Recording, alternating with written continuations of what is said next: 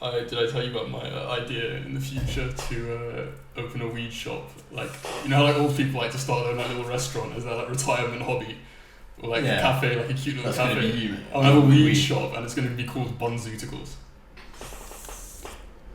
Can you imagine being like, oh, you want to go down to a Bunzooticals? I feel like you've told me this before. Have I? I told you about the weed shop, but I thought of the name. This is a serious dream of yours. Bunzooticals. Bunzooticals. And you'll go and you'll play Switch and you'll... There is a lot of potential for like weed movie theaters. Yeah, only if it's legal though. We're only going to do it if it's legal. Of course, once it becomes legal. I can't wait to try weed for the first time actually. It's going to be really exciting buying it from a legal dispensary after the Green Party come into power. Yeah. Do you think they will? How do you think weed will come into... I don't know. What if the Labour Party take all the AI power and then like stay in power forever? Dictatorship. I don't know, we always just follow America. It's too late now. Do we? In like so many things. In so many things, but I don't know. You actually think there's a chance we don't that it never gets legalized? Yeah. Really? Well, there's no really talks about it. Yeah, I think, but it's basically de facto legal. I think that's why there's no push. Yeah. In a sense. But I feel like there's also too many like stuck-up people in this country to allow. You've got to let the old people die off first. Yeah. Sadly. But the thing is, though, they might be reaching longevity, escape velocity. You might not die. Tobacco, don't do tobacco, kids. Tobacco is killing me. Do you want to explain what life expectancy escape velocity, or is it longevity escape velocity? Do you want to explain what that concept is? Well, you dumb-dumbs. That is not how we're going to grow our audience, mate. We don't have an audience, mate. Okay, so... 0 subscribers. What is it? Life expectancy velocity is the concept that you're currently going to live forever because future advances in technology will make it so. So like, I'd say I've definitely reached life expectancy velocity. Yeah. I think longevity velocity. Yeah, we all have. If you're like 70 years old, probably. Yeah, so you're going to live forever if you're 70 because there's going to be the tech in like 20 years when you would die to actually keep you living forever. Yeah, well, that tech is called AI, isn't it? It's going to solve all the problems. Yeah, it's going to be cool as fuck world. when we have fusion and like infinite energy. Yes, it's going to be cool as fuck. It's going to be cool as fuck. But yeah, it's going to solve that as well. Because I saw a video showing the development of ITER. Have you heard of ITER? It's the international collaboration effort to make a fusion reactor, and they're doing it in France, and they've been doing it for like 10 years. Yeah. And apparently it's going shit, and it's like... Really? Yeah. And they had to like stop or restart a big part of production because of quality issues.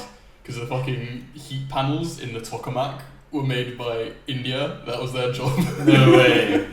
Well, I don't think that's why, but that's part of it. There's like a lot of like... Is that actually how it went? They assigned like roles to each country. Yeah, like, you do this, you do this. Yeah, Japan did a bunch of stuff. That's quite funny. All the Japanese shit works. Yeah, obviously. Yeah. You know, my speakers just now, I thought they were broken. And I was like, fuck, I can't believe this Japanese Yamaha company like actually make products that break so easily. And I realized it was like the plug was just like halfway in, and that was also why it was causing the noise. But then as it went 1 more millimeter, it just completely stopped. I'm like, fuck, it's finally broken. No, it can't be, surely not. Why would it be broken? Like, all I did was I accidentally played a bit too loud sound on it because the fucking sound source plugin hadn't loaded up yet. What is sound source, by the way? I saw an update for that. It lets you control the volume with the plus and minus keys on the keyboard instead of just in the interface, because otherwise you wouldn't be able to. The volume on what? For this? Yeah, for the output through the interface. Right. Yeah, that's much better. Okay, good. We have 2 non-squeaky chairs. Oh yeah, that was a squeaky as well. That was squeaky as well. That's good. There was something interesting we didn't go down there. We didn't peruse. There's always something interesting we don't peruse. Yeah. Oh. Yeah, like if we recursively went down every possible tangent available to us at any one time, we'd just be here forever. Yeah. Well, that's why we made the podcast. It's because we have so many things to talk about. Or at least we think we do. We think we do. Let's see. We're both smart and we both think. Well, the thing is, if we can't think of something in the moment, we just keep deeping the previous thing until we think of something new. Exactly. So it's like you can't run out. And it's either a funny schizo podcast or we're saying something of value. Yeah. Either way, it's fun to watch. Yeah. It's like Auntie Donna's House of Fun. That's what made that show so great. That's exactly why you liked it. Yeah. It's because they just deeped like a really insignificant thing. Actually, it wouldn't have been so funny if it was a significant thing. Yeah. It was like I don't know what it was, but it was like the guy slapped him. He's like, "Why do you slap me?" And then it's like 10 minutes of just like continuing the conversation instead of just like forgetting about it. Yeah, that's a great show. I wish they make a second season of that. It was so good. Yeah, I was obsessed with that show when it came out. I like kept recommending it. It's great. It's great. Friends. It's really good. There's nothing quite like it. I think it's uniquely Australian. I They think do the that type of Australians shit. can be that kind of like schizo basically. Like. There's I was watching something similar with my friend called like Sassy the Sasquatch, and that it's like quite like beautiful animations, like really nice. It's made in MS Paint actually. Oh, I think it's like there's another one as well. The popular one is the other one, What's and it then there's called? like a spin-off called Sassy the Sasquatch. I don't know because he was telling me about it, and then we watched the spin-off. But that also does a similar thing, and that's why it's so great when you're high, is because it just deeps like. Yeah. Oh, there's another Australian cartoon similar to the style of Sassy the Sasquatch. That's actually also Australian, isn't it? And I think so, yeah. And Big Les is the one, right? Yeah, Big Les. Yeah. Is that good? No, not really. Sassy Sasquatch is like way higher quality than what I've seen of Big Les. No, is it? Yeah. I mean, I didn't give it too much of a chance, but I just didn't really like it too much. But there's this one thing that's the same art style that's like a Rick and Morty parody. Okay. Have you seen it?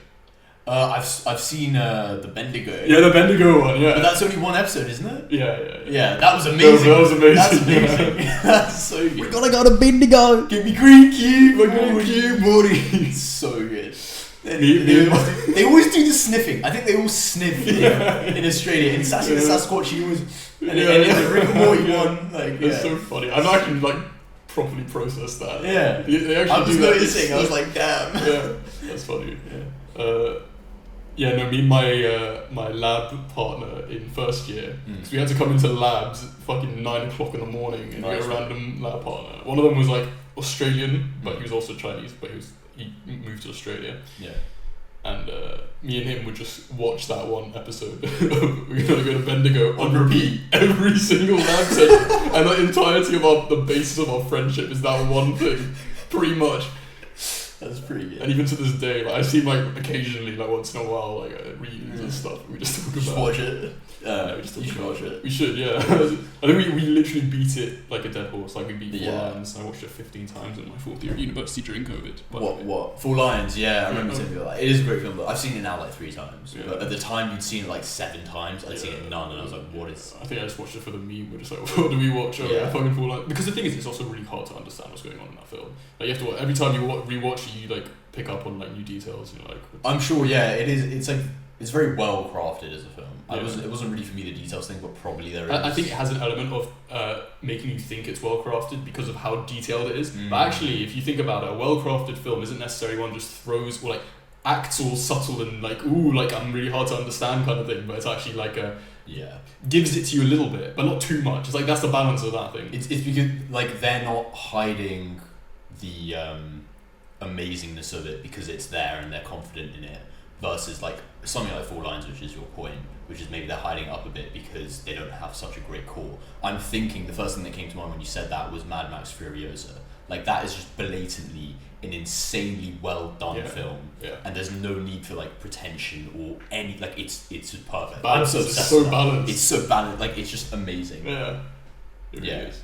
Yeah, like Mad Max is like a different kind of film, like the original Mad Max. It's more of an action film. It doesn't have that like sort of story part to it. But the reason he came out with these 2 amazing Mad Maxes, the recent ones, is just because you can tell this guy's been gestating it since 1977. Has he? Was the first one he put out, or something like that. Since 1977. I think he's also Australian actually, George Miller. Oh. And he's just been obsessed with this one concept, and like to go and finally do it with like the $100 million budget that he really wanted, right? And to get these films out, he's been so obsessed. He had to go in and do fucking Happy Feet. He did Happy Feet? He did Happy Feet. I want to watch Happy Feet again, because you know what, that film gets a lot of hate. I don't know why. I want to watch it now that he directed it. I was like, okay, it's probably fucking good. Should we watch that next time? Sure. Yeah. I back it. But then like, he just grinded his whole life just to do that. And then like the shooting for the first Mad Max, the modern one, with Tom Hardy, that apparently is like a nightmare. And they were like shipping cars, flying across the deserts and stuff, and then they had to fly them back because like the weather was too shit, like all that stuff. I think it's like a good video on that. Yeah, stuff like that makes the movie almost better. Yeah. Wasn't there something similar for like The Shining or something? Yeah, well, there's a lot of films which are steeped in like legend of how hard it was to make, like how fucked it was. And like Tom Hardy hated the girl he was meant to fall in love with in the film and all that while they were filming. I don't know. Yeah. Cool. You know what? Like, it doesn't matter if we have gaps. We can edit them out. Although the things we probably won't, because we're not going to remove silences automatically. I think if a silence is longer than like a minute, then or like 20 seconds, then yeah, it's worth removing. Yeah. But I don't think we'll ever get to that point. Yeah. If we do it, it's fine. Yeah. Keep the quality high, because we could babble our mouths about small talk, but we want to keep the quality high. I wonder if we could do something like in between, like minute long breaks every half an hour, like watching a TikTok or something, and discuss it and deep it. Or do something like that. Whenever there is a natural pause, we can do that. Like have something queued up. Yeah. I could make a queue of things I think would be like I want to talk to you about specifically. Oh, that's basically what you told me to do. You know what? Maybe we should just go through our recently liked videos. Like we just like the videos based on this knowledge, and discuss. Be like, oh, I like this video because like this, and then maybe like do like 2-3 seconds quickly skipping through, show the vibe, and just like talk about it for like 10 seconds, and be like, and then you show me one, and then I show you one. In terms of like YouTube videos. Yeah. Yeah. Just go through liked videos, although just have 2 different browsers open. Yeah, and also just having shit. You are right. It's already recording the screen the whole time, so it's yeah. I should you know what, to make it to reduce the friction that it takes. Right? You do it. You should put this here, so it's very easy. Yeah, you're right. Oh shit. That's smart. That's actually very smart. Well, you know why, mate? Because that's something you would say. That's why you think it's so smart. Really? Yeah, just make it easy for yourself. Yeah, you're right. But do you know what like shrooms has turned me into that type of person. That's why I texted you, and it was a little bit cringe when I texted you. It's like, oh, so this is your drug. And, you know, whatever's my drug. Yeah. It's because like it made me like I was sort of figuring out everything you'd figured out from First Principles, and then I started acting like it, and I was like, oh shit, Ethan does this exact same thing. Yeah, like, he reduces the friction it takes to do things. Like, it just makes sense. Exactly. Yeah, you have all these like cringe realizations, so it's normal. But that's why that's a good tangent that you just brought up. Yeah. They seem cringe because they seem so simple and everyone knows them, but no one sees the full colour behind them and knows how to implement them as a result. And that's why I see people. I have the example in my mind of Jordan B. Peterson. Is that why you think it's cringe? No, I thought it was cringe just because of the way I texted you, but and like maybe you wouldn't have understood like it's your drug. Like that's too big. I understand that. Okay. It's just like it's obvious to me. That's why it could be cringe. I think.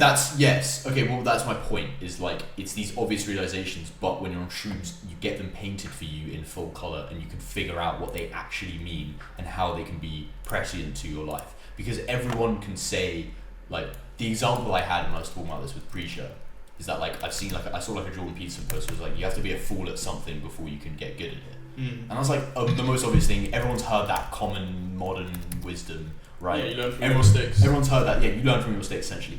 But like, and then people will look at that Jordan Peterson post and go like, oh, he's a dumbass, he's just saying obvious shit. But if you actually deep it in full colour and then you apply it to your life, it's completely different. And like, I remember I was at Nando's, like we were still like coming down from the shrooms trip, right? I was in the bathroom. This is gonna be the like worst example or the best example.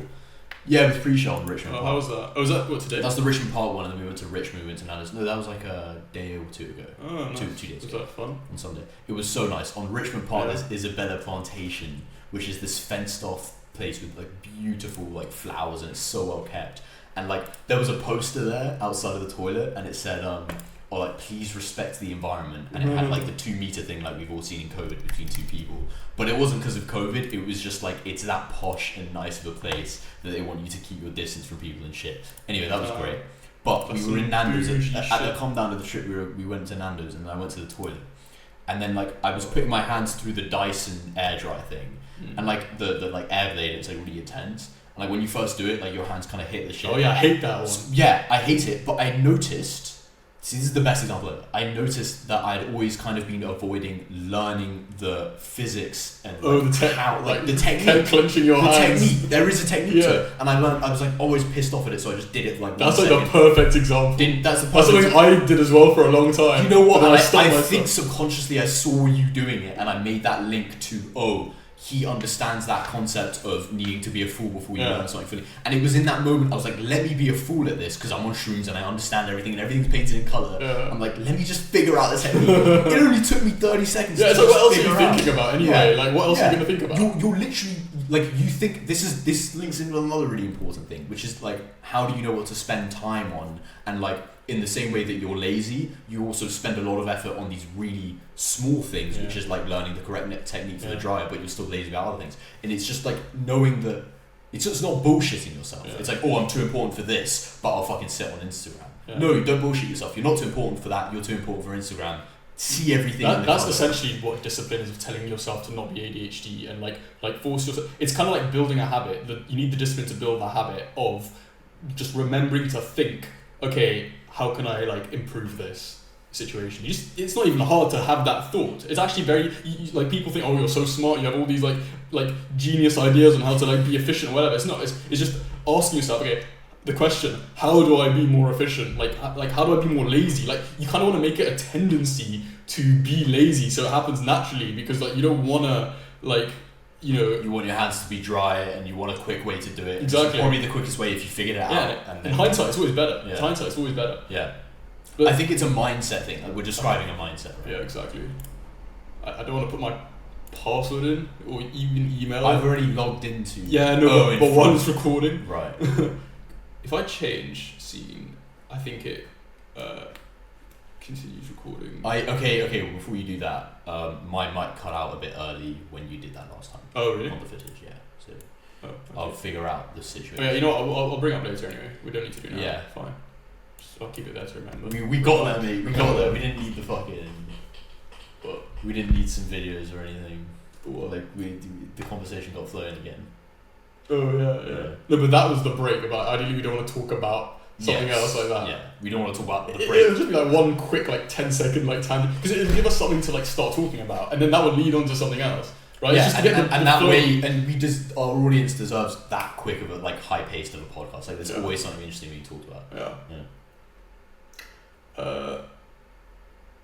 No, it's you kind of want to have like this is what I'm trying to explain to you, of like giving into the ADHD and being lazy is like kind of like that, like, you know. Yeah. It's being lazy, but it helps. It builds the habit of thinking, how can I be more efficient? How can I be lazier? Yeah, I think so. I think ADHD might be like a poor catch-all for it, at least in my case, because I feel like I'm integrating it in like a different way into my normally very non-ADHD personality. So also, ADHD manifests so differently for so many people. So I think it's like a very component, like a very big component of ADHD, and I'm just involving it myself without the rest of it. I only say ADHD because I don't know, I just link it to that. It's a good catch-all. Yeah, I get what you mean, which is like, you kind of want to entertain yourself. You're not scared of like, it's just being, do you know what it is? I think it's just being more open-minded gives you all of these benefits, and then it also leads you to be a bit more ADHD because you're open-minded to everything and you're willing to be distracted. You're like, what's over there? Like that kind of thing. I think it's just being open-minded. Do you think that might be right? Yeah. Just it's open-minded to the array of thoughts that are whirling around your conscious path, really, like allowing them to distract your conscious path.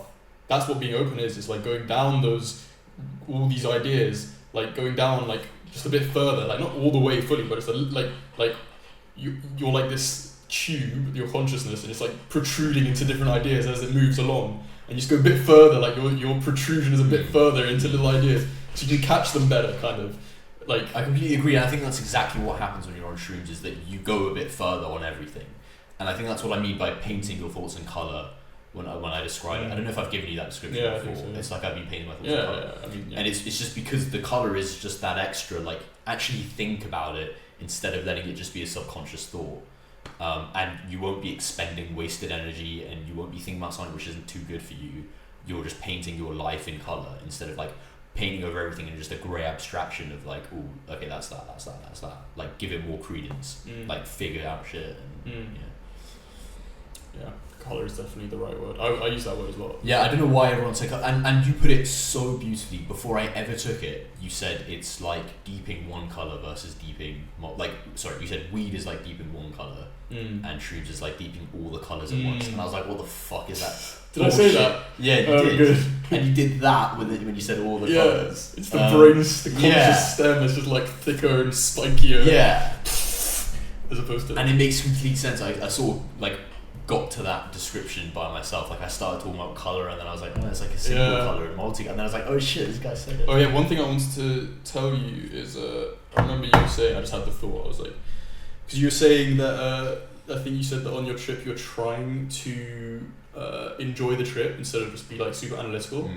But I actually think that is enjoying the trip. I don't think you should be trying to do anything. That's kind of what being open is, right? Yeah. It's just doing whatever you want. Like you have to wait. Like don't be scared about not enjoying the trip. Do what you want. Do what your brain wants to do.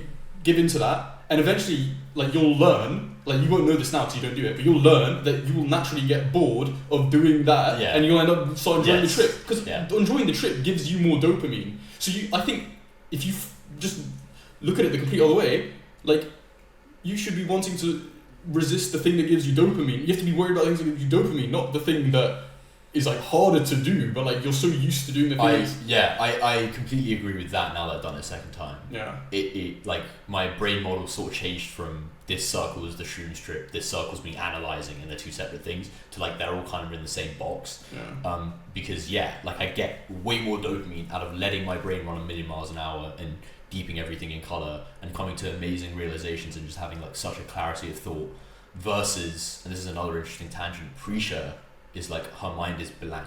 I was like, what do you think? Because I was like, it was like almost funny and laughable, like how much I was talking and just babbling on. Yeah. And she was like so quiet, and she loves it. Like she loves listening to me, and I say interesting shit, and she like responds and she processes it because she's smart enough to. But like she was just like, yeah, my brain is blank. Like I'm just looking. But she had extra detail externally. She's one of those Zoomers that you hear about. Yeah. But she's like, I think she's not too far gone. I can say that. But because her detail was external, she wasn't on her phone or anything.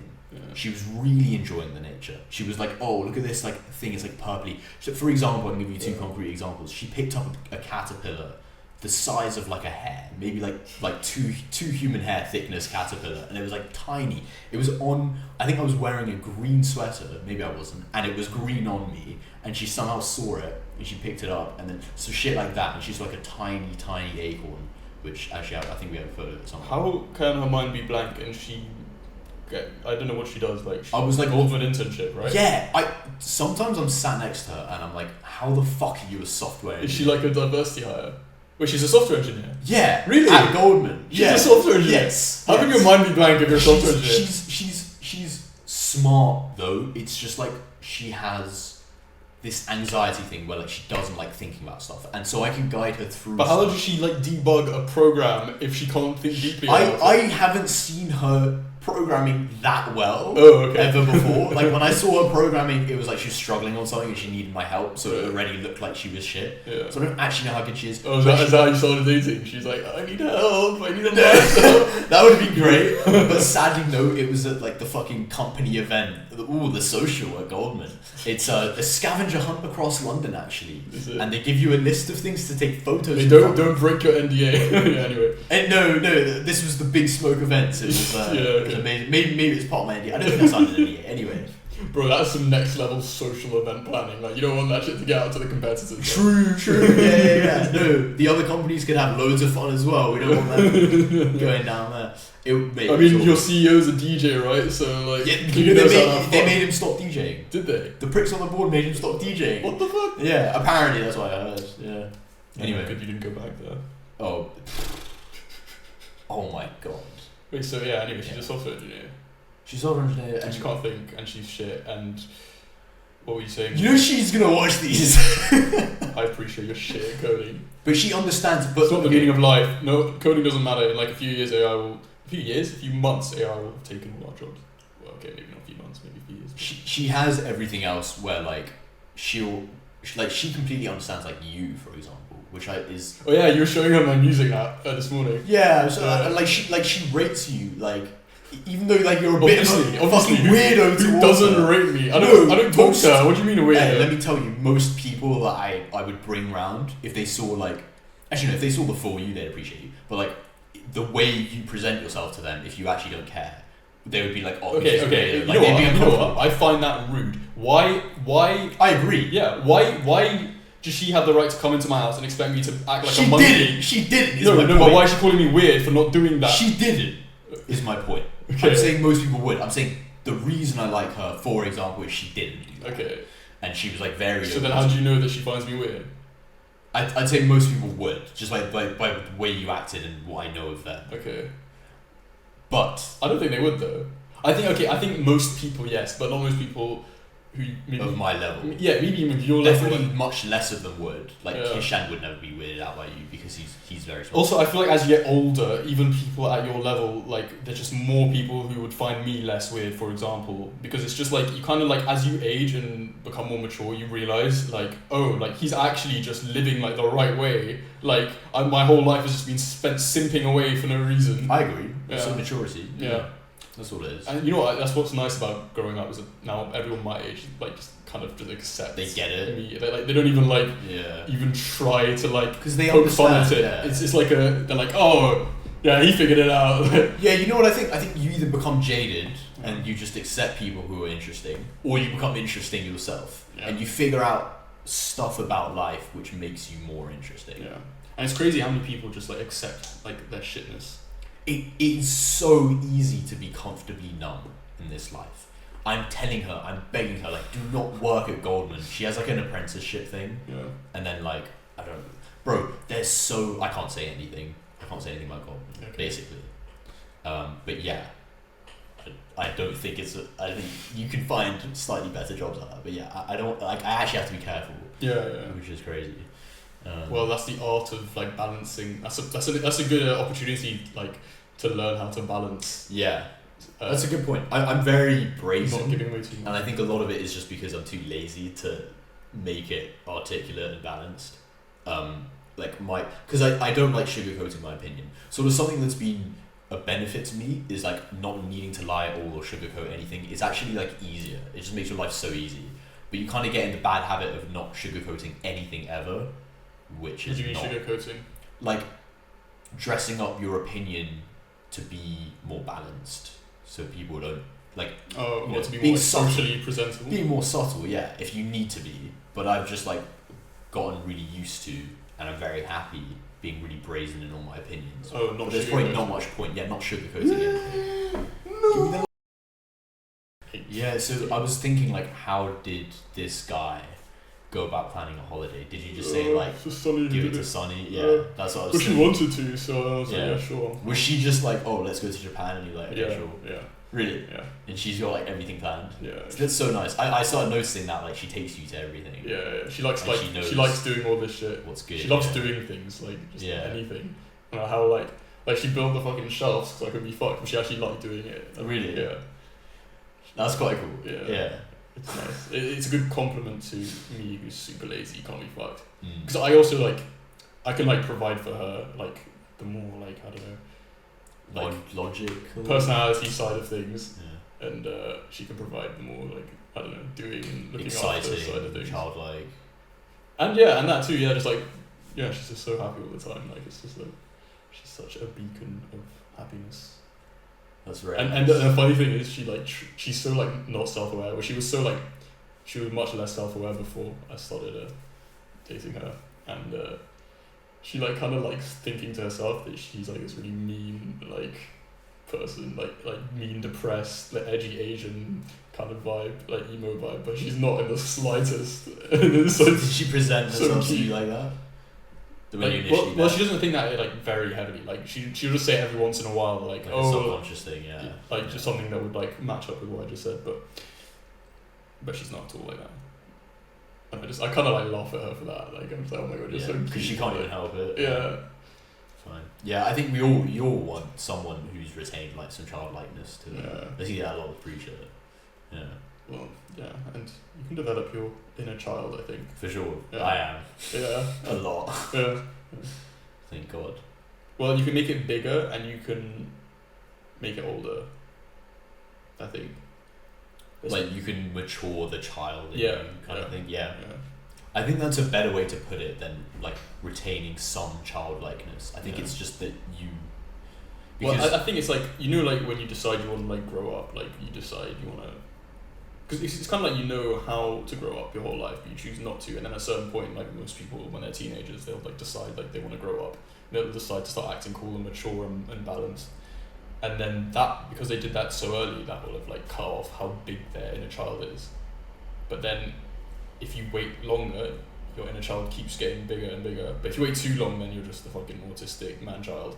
But if you like grow up, like decide you want to grow up like at the right time for you, whatever that is, there's like a lag when it catches up kind of thing. Yeah, then you kind of like stop your inner child growing in size, but you start it maturing in age, and then like you have this really big inner child that you can. I think that's a very good way of putting it. I think I was someone who like tried to be cool and balanced and mature in the way that I thought was correct, because I didn't know, because my inner child was so underdeveloped very early on, and so I had a small inner child which was like more matured, but now I need it to grow larger. And shrooms does well, both actually, but mostly the first, mostly growing it, especially while you're on it. While you're on it, you just become like a child again. That's literally what it is. It's like you're just a child, and like and because you're like in an extreme energy state, you can like grow that child, and it stays with you like in size, like after the trip, and like doing it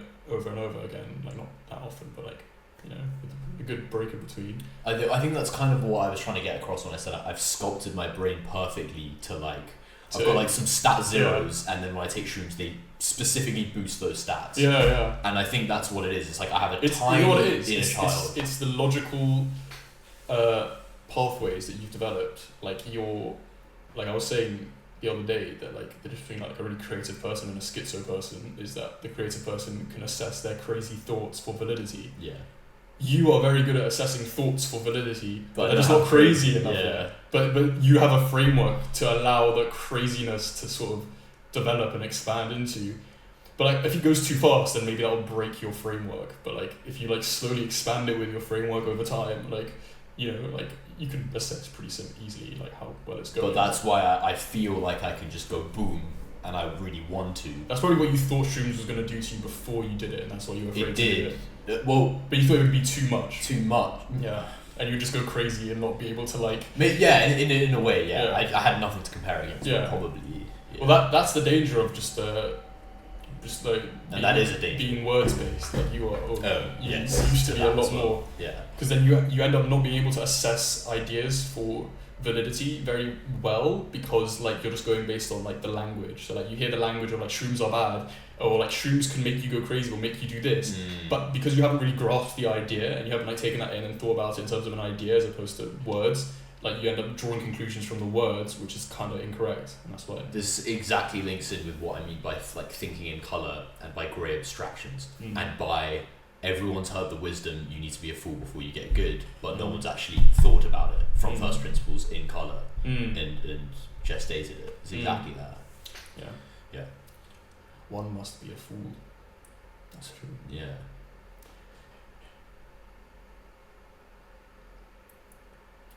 YouTube video. Do you want to show me a YouTube video? Yeah, sure.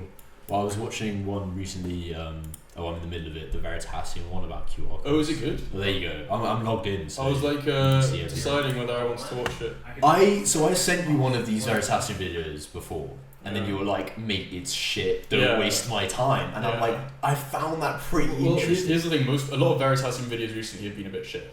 I think you find them shit because they don't have like a greater purpose. I just find it like, it's like a cool geeky shit. I always click on them hoping they're good, because the intro and the title and the thumbnail look so interesting to me, and I really want to learn more about it. I think he's really shit at explaining. I think he does the thing. I think you're right. Yeah. He doesn't really think about like a dumb audience, and he doesn't guide you through. He just like he talks like an intellectual. Like you have to figure out what I'm talking about, kind of thing. Yes, and these glossy animations should help, but they should. They're just there, and they don't match, and you can't think about both. I completely agree. I think that is something I'm very good at actually, which is why I'm excited. Yeah, you probably are. I'm in the middle of it. I kind of view it as like he's sat at the core of the idea. He's already figured it all out. Yeah. And he hasn't laid on the abstractions that he's gone through to get to that idea, and like take the audience along the journey with you that you took to learning it as well. So many people don't do that. And I think you can, if you want to, like you can skip those steps, but don't, like his tone of voice,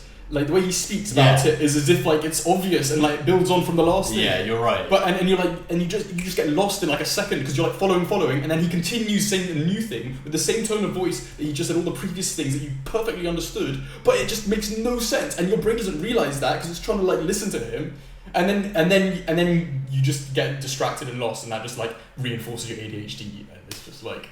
Yeah, it's the presentation of it and it's the structure of it, and I'm glad you said that because sometimes I struggle to follow various Veritasium videos, but I'm like, I'm just being a dumbass. Yeah. And then like maybe you've done that to yourself too much. I've done it to telling yourself you're a dumbass for not understanding. Yeah. You don't have. You need to have faith that it could be shit and not you. I know it's complete, and that's something else that Shrooms gave me in large part via the mechanism of just me realizing how much smarter I am than I thought I was, and so now I'm like, I am actually a smart guy. If I don't understand something, it's probably in large part to do with that. That's the trust you built from all your years of like doing well in exams and school and all that. That's the benefit of that because you've proven to yourself that you're smart. But even from that, I was always, for whatever reason, like just still slightly unsure. I knew I wasn't a retard, but I didn't think I was like really smart. After doing shrooms and seeing how my brain like just pieces things together and like the fact I can get full clarity from it and it makes sense, and when I'm sober the things I've thought are still amazing revelations, it just like makes me think, I'm that fucking smart, and like I'm stringing together stuff like when I'm on shrooms I'm painting on a canvas with my words. That's how it feels. And like I'm actually saying shit which is really poignant and precise and like so clear. You're a painter and words are just one tool to paint the ideas that back it. I think again, like I said, my compression algorithm, what it fundamentally helped me realize is my compression algorithm is fucking amazing. It's so good. That's good. I paint the thought really well, basically. But it could be upgraded. Like everyone's like, of course. It's a constant. Oh, you think yours is better? Oh yeah, mine's way better. Really? Yeah. We should take shoes together one time, see if you can keep up, man. The thing is though, my brain, as a byproduct of ADHD and getting bored of ideas, wouldn't want to revisit the same ideas again, or wouldn't even think to, because they're like by now they're so obvious and ingrained in me that I don't even have like words for them. It's just like my way of life and thinking. Like that's because I've just done shrooms so many times, and like. Do you think it's good to revisit them sometimes, or there's no utility in that? It is, and when I'm tripping, and if we're tripping together and we are talking about that kind of stuff, I would be loving it. But now, in hindsight or in foresight, I'll be like, that is going to be a waste of time for me. But because you're on drugs and you're like, when you're releasing serotonin, you're loving it. Like, your brain is like, It gives you, that's another thing, is it gives you that much more ability to put in the effort to form your thoughts. Like, that's why you go down them. It's because you're more open-minded, but what that really means is you just have this insane energy to be able to go down thoughts and deep them. And you just become way more energetic, and even like people call it an afterglow with shrooms, where like your brain still feels like really refreshed and crisp, and like I struggle to sleep, but not because, and like I don't feel shit after I've struggled to sleep because I've just been awake. Like I'm just like it's kind of like what you imagine doing coke is like in a little bit of a way. Like it wakes you up and it's just like so refreshing. Well, coke. I'm sure coke is another horrible level. Calm down when you're trying to sleep. Oh really? Calm down. There you go. It's just like your brain is completely sapped of dopamine. Really? It's just like you get a complete crash, I'm sure. Like this, it's like. But that's another reason I don't want to try drugs like that, which give you just a spike and a crash. Like shrooms, I do not feel a crash. Yeah, but it forces you, it expands your container for discipline. Going into a brain state that extremely like elevated of dopamine, and then that like empty of dopamine, like really like develops your brain in like a disciplined way. Like your brain can now do that, and like you're more capable, and it's not something you'll just have like afterwards, like but your container will be there and you can slowly work into it now, and like like what that thought process was like, what that feeling was like to do shit on that level, so you can like almost like get there or go further than you would normally in that direction. It's like I don't know, seeing is believing. Like if you've been there, then you. Well, it's not even seeing. It's your brain feeling is believing. Feeling is believing. Your brain is just like we can pathways now. We could do so much if we saw someone else doing it. Do you know what I mean? Yeah. That's what people mean by like people break down barriers. that's the cringe thing people say, but I guess it's like they're the first to do this thing, and it wasn't actually really hard to do the thing. It's just it was so hard for everyone collectively because no one had saw someone else doing it. Like what? Well, you hear it like in a bit of a cringe way in like the feminism aspect. It's like, oh, she's the first to do tennis or whatever, and I'm sure there is like a bit of struggle amongst like a girl who's never seen someone play this sport or whatever. I don't know, that's the first example which came to my mind. And then finally they get to see like someone who looks like them playing the sport. Like that's the idea behind all these stuff. You shouldn't be so fragile that you shouldn't be so fragile that you need a role model who looks like you to look up to. But in a more because that's within gender, which is why it's lame.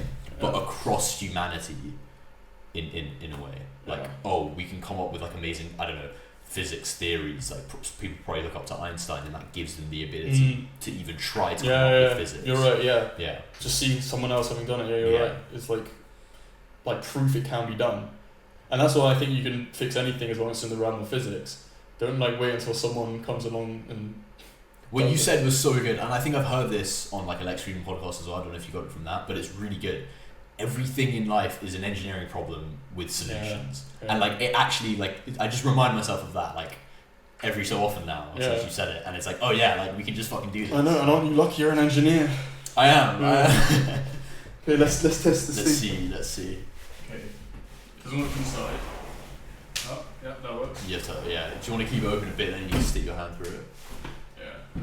It's getting a bit cold. These Landenoin Amantes, Monty boys. What the fuck? See, like that's normal for me. Like, for like a that's normal for you. For someone who doesn't have any inner child, they would be like, oh my god, he's slipping into insanity. But for me, like my brain, I just don't express it. But like my brain thinks like that. Yeah. Like it's so. Shroomsy, yeah. But I know that's crazy. But I'm trying to do it. It's funny. It's nice. You've been in character, mate. Yeah, I'm keeping that in, by the way. Ooh. That's essentially what acting is. It's just like keeping the balance on the level of schizo. You have to go to a different character, right? But you're also like assessing the thoughts of validity. You don't go too extreme. But it's letting yourself lose it. Yeah. Because some people are like a bit cringe when they like start acting like a character. Like when you do like sometimes when I do an American accent, like on the spot, I haven't had time to warm up. I can do it like halfway, and it sounds a bit cringe. It's like that's a shit American accent. But I can actually do a really good American accent. Yeah. I have to get into it. But like that's like an example of like not going into it enough. And some people can't ever do that. And then some people obviously go too much into it. And good acting is the balance of going into it the right amount. Well, I think it's a balance for the specific character you're trying to play. I think the best acting performances people refer to are those where they were able to let it go in themselves because the character allowed them to. So for characters like the Joker, which are meant to be mentally deranged characters, I can imagine Heath Ledger sort of has that level of open-mindedness where he can just let himself go schizo. But like actually, Joaquin.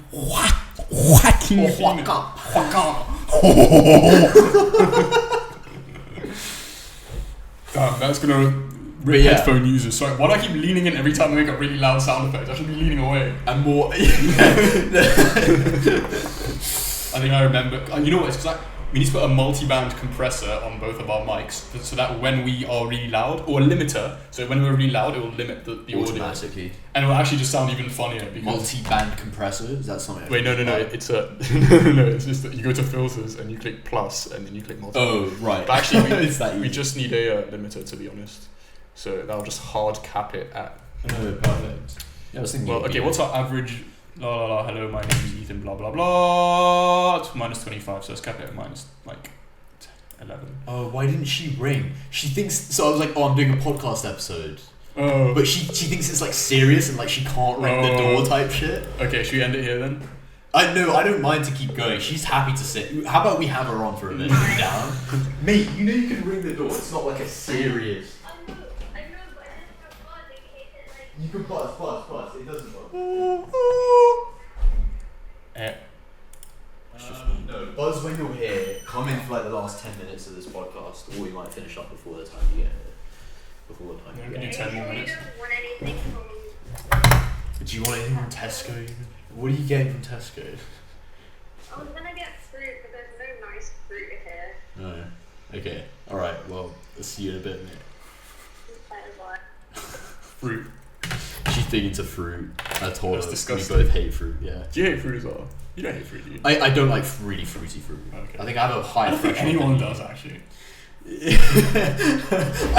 I beg to differ. Like everyone I say it to is like, what the Well, fuck? no, but like really fruity fruit, like mangoes and stuff. Like I know a lot of people who agree with me on mango. Really? To be Maybe fair, you I've should always- get older. Yeah, no, but I think I go around parading it a lot, and then that's what gives people the comfort to come out, because they've probably been like, they feel like they'll get like done by society if they like let it out. So I'm just like, it's okay, come.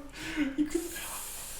I don't know. I've just never run into people who actually don't. Like they always look at me weird. You know why I don't like fruit? I think I've deeped it. I'm trying to be like, why? And I think it's because it's so extremely dopaminergic. Oh, really? Like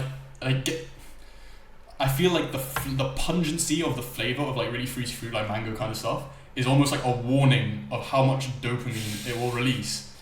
It's like it makes you like a fat American child kind of. Yeah. Like when you like you know when you like start eating food and it's like you start dopamine feasting because the food's so good, but it's like that for fruit. Yeah. But it's like in the most like childish way. Like it's like Well, it makes sense because it's full of fructose. there's no like interesting. Yeah, and fructose is always in child cereals and all that stuff instead of like actual sugar. Yeah. They put in fructose, Oh. and I'm like, maybe there's a difference in taste molecule. I don't know. Maybe. I also find that people who really like fruit like that, like the more you like fruit, the more childish you are. Yeah, she's very like childlike, Yeah. and she really likes fruit. I feel like it's something you develop out of. I think so too. I think vegetables. That's the bland hypothesis. vegetables. Yeah. I love it. Boiled cauliflower. Just yeah, it's something just not like every day. Like you can mix it up. Like sometimes like boiled broccoli, boiled carrots. Oh, boiled broccoli. Yeah. But it's just like I love how just bland and healthy and just simple it is. Like it feels good. Yeah, you get it's you get jaded with like the correct things in life. Like you get jaded with the sugar. Like you're just okay, sweet shit. Wow, great. Yeah. And then like there's But this whole world. it can be more like complex, you know. It like, can, but generally it's less. Yeah. But yeah. In general, and it's just bad for you. So why? Yeah. It is still pure sugar if you're eating fruit. Like I need a bit of sugar. I'm a little bit addicted, but like I can handle myself. At least you know you're addicted. Do you know what I mean? Yeah, people don't even have the concept of being addicted to sugar. Yeah. Thankfully, there was that popular thing which went around, which is like it's 30 times more addictive than cocaine, which I don't know how true that is. But yeah, it's probably on that level because you do every day. Like it's how do you define addiction really at that point? Yeah, like, exactly. Different things, but like you know what? I feel like humanity's collectively gone a lot smarter recently in the past like 5-10 years. Yeah. We have all these like new medical like little scientific like evidences for like lots of different things in life, not even just food related, just everything. It goes along with the exponential technology, how smart we get. And we are at the point before the intelligence explosion. You have no, like sometimes it's surreal for me to have access to things like advanced voice mode and Sora and all this shit. And like no one fucking talks about it and they're like, oh, I know, what's they're this? NPCs. What? They're coping. NPCs coping so hard. This is the thing.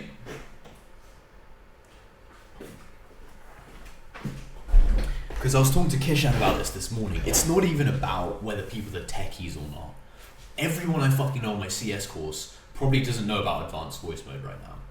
Fucking Jaden. Jaden's always keeping up to date with tech news. Jaden, you didn't even know about fucking advanced voice mode. You're coping, bro. Jaden, by the way, is such a coper. Jaden. Alright? He's pretty cool. He's like a massive stoner. That's such a stoner name. I feel like Ethan is also kind of a stoner name. Actually, so is Luca. Maybe that's why. We're all well, tobacco. Sorry, stoned on tobacco, nicotine. High on Nick. High on Nick. But yeah, like people are it's not about whether you're a techie or not. People are just fundamentally so scared of change. Yeah. Like anything they don't understand. I know. And I remember when even I had that hump. Even you. Yeah, even me, even you. But I had that hump with AI, and I got over it. Get over it. Yeah. And now it's like, oh, it's fine. Yeah. It's just exciting. It's just you realize that you're alive if you pay attention to it and get over yourself and stop being afraid of change. You realize you're living in the most exciting time in human history. Yeah. In human history, because there's no way we're not going to achieve AI in like 10, 20, 30 years. AGI within our lifetimes for sure. Because technology is exponential. Even if this architecture doesn't work out, there'll be something on the fucking curve. And then you realize that like, oh, I'm alive to witness the invention of superintelligence. Like that's crazy. Yeah. And that's the inception point where like that will split human history in half. I know. Yeah. Forever. I think that's the end of human history, really. pretty much. That's what I mean. It's like before AI and after AI, and that's it. Like Yeah. there's no other markers. And that's arguably like the turning point of the entire universe, because if like the universe is simulated, there's a good chance it could be from AI in the root level universe, which is the name of my last song on my new album that's coming out, 3000 AD, the AI Revolution. Stay tuned. I don't know how to promote it. Link in description. Link in description. Yeah, like, so that is arguably the inflection point of the entire universe, or whatever lower down level universes that the AI simulates or like breaks open due to physics breakthroughs that it itself can figure out, you know. Yeah.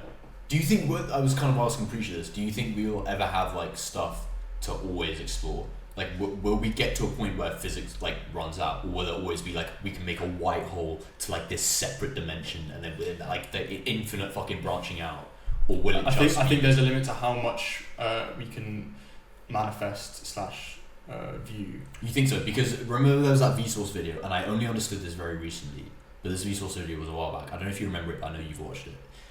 There was that spotlight, he had the image of the spotlight on like a plant or whatever, and then darkness all around it, and he's like, as we discover more, the darkness grows. Right, but there are so many scientific theories that are way beyond what we have been able to manifest so far. Like there's like 11-dimensional string theory, there's like, you know, quantum field theory, all these crazy scientific theories. What we can manifest. But can we can we do anything to prove or use their existence in some way? Like, I think there is a limit. Maybe not, we haven't reached that limit yet, but I think there is a limit. You think there is a fundamental limit? Like, but even with like technology constantly building on top of each other, like as soon as we discover the next new thing. Because like it is a question about us being bounded by the laws of physics of the universe we are in. Like, the laws of physics have never changed through all the scientific discoveries, through all the spotlight size increasing. Like, the laws of physics have remained the same. Yeah. So we might just be bounded by that. And we can just write on paper in maths, like, all these, like, crazy theories about what could possibly... And we can even prove it, maybe, or, like, I don't know, infer it by simulating, I don't know. But I mean, I think you're trying to say this. I think what you're saying disputes this, but I wonder if you can, like, apply it to this example. Like, take going deeper and deeper and, like, smaller and smaller into, like, quarks and then strings and whatever. You're just saying that, like, we'll be able to widely speculate, but we'll hit a fundamental limit down there. We have in a lot of ways, in most ways actually. We've already hit the limit of physics, of like transistor size. Yeah. Like, yeah. But in terms of like, so is kind of like quantum wave, what is it? Quantum field theory. Is that like the bottom, and like what can you say? I don't know much about it. I don't think it's the bottom, but like, because all it is like they've boiled it down so simply, where it's a field, and everything is a perturbation in the field. Yeah. So is that like, so you mean like there will be some ending concept, or is there not like, super intelligence and it's like a crazy microscope which probes like the whatever? Yeah. Like how small can you get? Well, there's the Planck length, but I mean even that could be made of something. Yeah, exactly. It kind of intuitively is made of something, because it doesn't really make sense for there to be like a minimum pixel size. Yeah. But like the universe is made up of atoms. Like, what is smaller than like? But that's the thing. It's a paradoxical. Okay, but the smallest thing that we know of, we can't even like utilize in any way. Well, what if quantum field theory isn't even like a proven observed thing? It's like a theory that makes sense with the mathematical model of the universe, but it's not like we can even observe it or prove it, because so we've already hit the limit. Basically. Yeah, in a lot of ways. And you won't be able to get more sensitive instruments with technological increases. Because like the sensitivity of instruments is always increased, but maybe maybe there is a lot more, but I think there is also a limit. Okay, like come on, what is the limit though? Like yeah, what is the limit is the question. Yeah, that's what AI will figure out. God is basically. Right. Yeah, I guess. So it's answerable, it's solvable. Yeah, damn, that's an hour almost, 55 minutes. Really? Yeah, don't leave your poor girl waiting. We have a whole thing about like we spend so much time together that she can come over whenever, but like I'm not guaranteed that I'm going to give her my attention. Oh, that's good. Yeah, that's a good start. I said bring your laptop, like you can do some work. She's like yeah. It's just her accomplish. Like this is the coolest flat in the coolest area. Like obviously you'll just stay here. And my bed is sick. This is such a sick flat. It looks so nice. Sometimes I just stand here and stare at the flat. It's really nice. I really like how it turned out. It feels very homey and like correct. Yeah. I think it's thanks to a few key things. I think it's the red guitar, I think it's the chess set, I think it's the green vines on top of that shelf, and I think it's the layout of the speakers on the TV and the colour of the TV. Can I tell you what it is for me? What? I was going to say he was going to say the same things as me, complete opposite things. Oh really? It's the orange colour of these chairs. Oh, interesting. Matching the blue of the iMac now. Oh yeah, I like like the blue. blankets.